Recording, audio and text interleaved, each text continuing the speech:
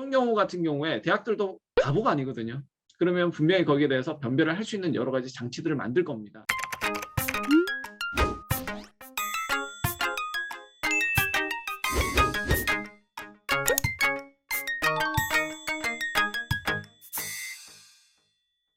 그러면은 이제 학생부 종합 평가에 대해서 한번 말씀을 드릴게요. 지금 학생부 같은 경우에 일단 이걸 요약을 하자면은 무슨 얘기냐? 일단 학생부에 대한 반영 내용이 점점 줄어들고 있습니다. 그래서 아까 말씀드렸다시피 면접을 강화할 수밖에 없는 토대가 되고 있고, 지금 내신 같은 경우에도 고교학점제 진행되고 A, B, C, D, E로 평가가 되면 내신 9등급이 5등급으로 줄어드는 상황, 즉 내신에 대한 변별력이 줄어드는 상황이기 때문에 학교에서도 상당히 좀 많은 뭐 골치 아픈 일들이 생기지 않을까라고 생각을 하고 있습니다. 그래서 그런 경우 같은 경우에 대학들도 바보가 아니거든요. 그러면 분명히 거기에 대해서 변별을 할 수 있는 여러 가지 장치들을 만들 겁니다. 그래서 최상위권 같은 경우에는 심층 면접으로 밀어붙일 가능성이 가장 높습니다. 그거 말고는 방법이 없거든요. 그거 말고는 뭐 9등급인 애들이 5등급으로 그 변별력이 떨어지고, 그다음에 학생부도 라이트해지고, 이런 상황에서 뭐 애들을 뽑을 수 있는 어떠한 참고 자료들이 그렇게 많지가 않기 때문에 분명히 그런 식으로 아이들을 선발할 가능성이 제일 높습니다. 그러니까 결국 교육부에서 뭐 산불 정책이 있죠. 기여 입학자 안 된다. 그다음에 뭐 본고사 안 된다.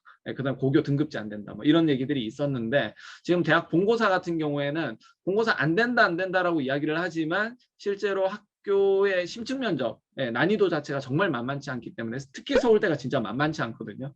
그러다 보니까 이게 겉으로는 본고사를 갖다가 반대한다라고 하지만 실질적으로는 심층 면접이라고 하는 형태를 통해서 본고사를 이미 시행하고 있는 그런 상황입니다. 그래서 학부모님들께서도 그냥 겉으로 이야기하는 걸 갖다 고지고대로 믿으실 게 아니라 좀 걸러서 한번 생각을 하고 실질적인 본질을 한번 보실 필요는 있지 않을까라고 생각됩니다.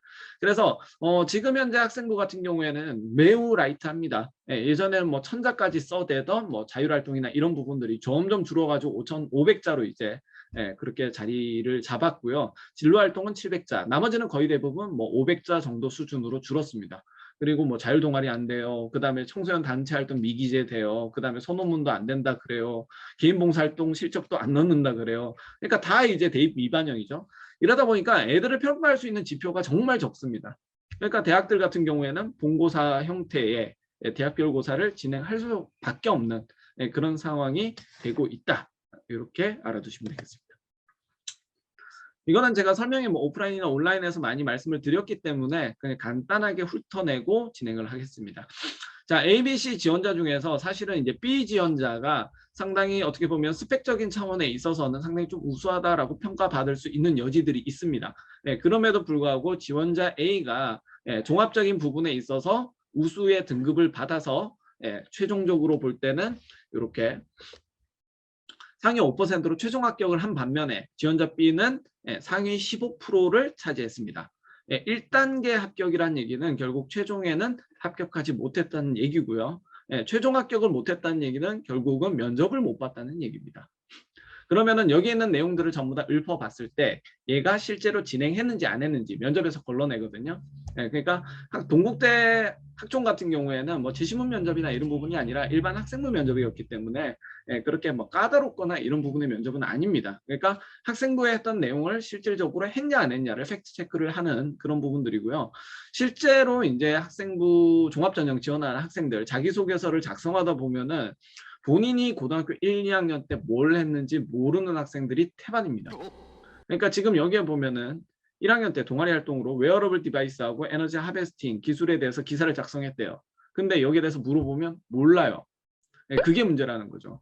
그러니까 본인이 1, 2학년 때 정말 신경 써가지고 감명 깊게 했던 활동들이 학생부에 기재가 되는 부분들인데, 이 학생이 실제로 그러면은 웨어러블 디바이스에 대한 어떤 기술적인 문제라든지 이걸 물어봤을 때 얘가 어버버거리고 있다는 얘기입니다. 면접 준비를 제대로 안 했을 수도 있고, 아니면은 학생부의 기재만 그럴듯하게 되어 있고 이것을 실제로 이론적으로 공부하지 않았을 가능성도 있습니다.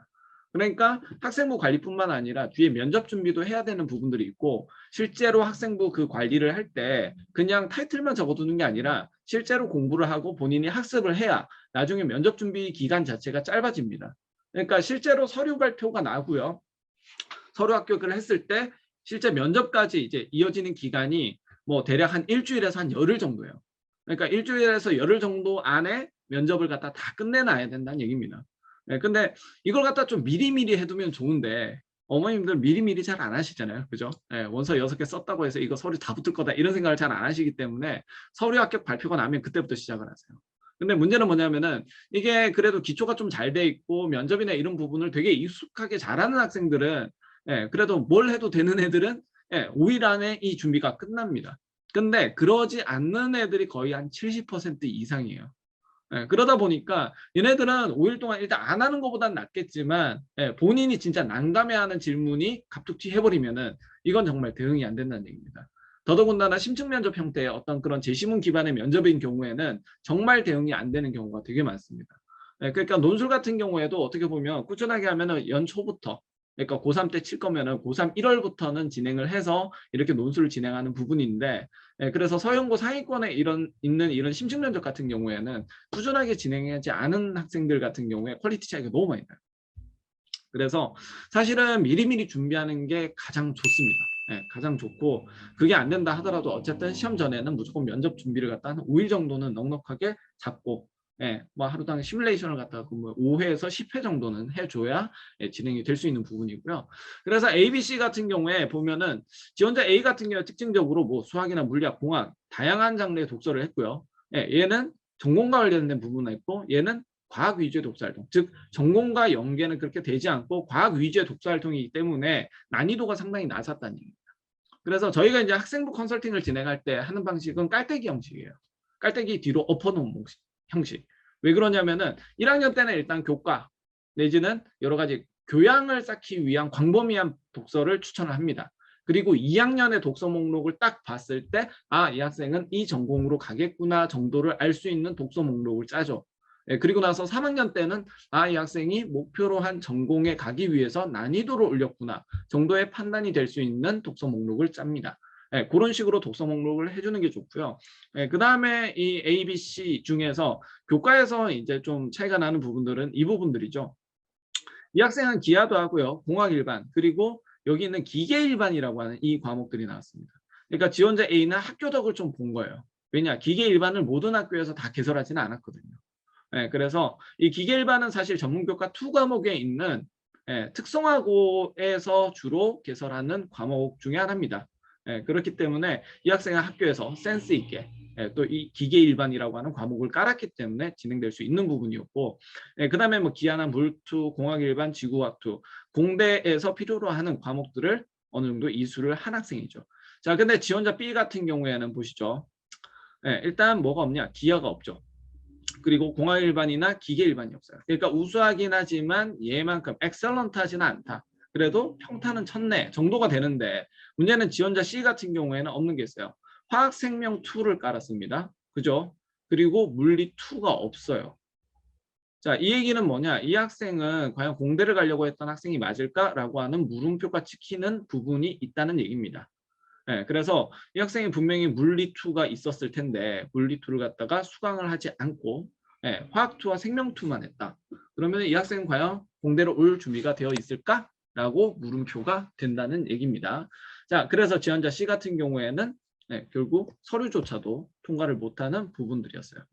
자, 그래서 이 내용들을 보셨을 때 네, 이게 유기관계가 되게 필요합니다. 그러니까 교과 자체에 대한 어떤 교과목 편성 예, 그러니까 본인의 어떤 진로, 구체적인 진로에 따라서 교과목 선택이 들어가야 될 거고요. 비교과 독서에 관한 내용도 들어가야 되고 그 다음에 동아리 활동이나 이런 부분에 있어서 실제로 본인이 할 수 있는 그리고 뭐 어떻게 가라로 넣었다 하더라도 이것을 서포트해 줄 수 있는 그런 관리가 필요하다는 얘기입니다.